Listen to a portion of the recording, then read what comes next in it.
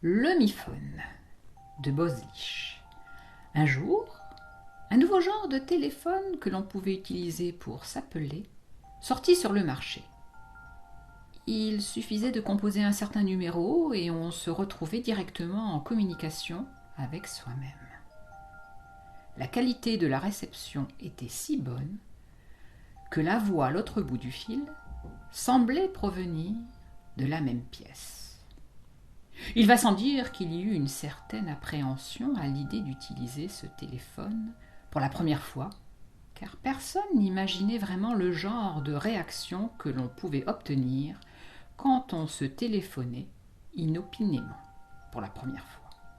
Et si ce coup de fil inattendu allait être interprété comme une intrusion impertinente dans sa propre vie privée?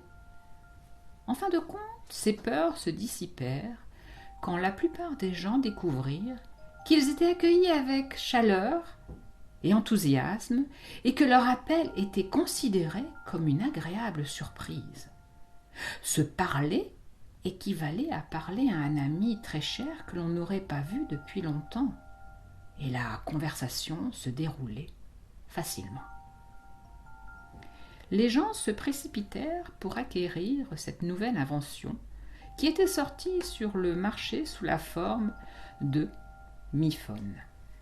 Comme l'offre n'était pas à la hauteur de la demande, il y eut des scènes horribles au cours desquelles les consommateurs se battirent pour obtenir le dernier MiPhone disponible. Pour qu'un MiPhone fonctionne correctement, il fallait respecter certaines règles qui étaient rédigées dans le manuel de l'utilisateur. Premièrement, pour recevoir l'appel, il fallait se trouver dans des endroits spécifiques dont l'accès nécessitait un supplément.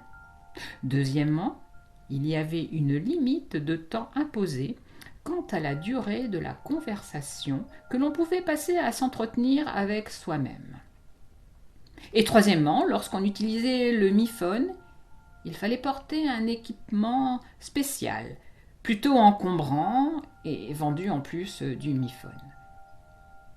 Aussi, en raison de la technologie complexe liée à l'établissement d'une connexion, le coût d'un appel était exorbitant.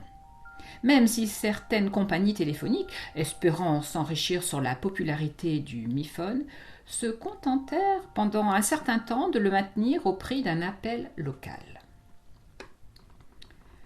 Cependant, ces inconvénients étaient plus que compensés par les avantages que l'on gagnait à avoir une bonne conversation avec soi-même, car personne n'avait jamais eu le temps de s'attarder pour jeter un regard franc et honnête sur sa propre vie. Tout le monde était toujours pressé, préoccupé par les petits soucis de l'existence et essayait de faire taire la question obsédante de savoir s'ils étaient heureux de leur vie et s'ils étaient sincères avec eux-mêmes. Et avoir une conversation profonde et sensée avec soi-même était donc une expérience enrichissante. Les utilisateurs du MiPhone pouvaient désormais s'intéresser aux événements de leur vie sur lesquels ils n'avaient jamais eu le temps de s'attarder et découvrir les faits essentiels qui étaient tombés dans l'ornière alors qu'ils avançaient à toute allure sur la route de la vie. Les gens découvraient que se parler avait le même effet que parler à un confident de longue date, avec lequel on pouvait aborder les sujets les plus intimes. Il n'était pas rare que des larmes soient versées quand des vérités que l'on s'était cachées pendant des années remontaient à la surface exprimées en termes clairs et nets. Les conversations prenaient la tournure d'une confession quand les secrets les plus obscurs, qui n'étaient connus que de soi-même, étaient dévoilés ouvertement sur les lignes téléphoniques. Bien souvent, les gens découvraient que ce qu'ils ressentaient au plus profond d'eux-mêmes leur réservait bien des surprises. À d'autres moments, la voix à l'autre bout du fil vous remémorait vos rêves, désirs et besoins, longtemps négligés et oubliés pour de bon.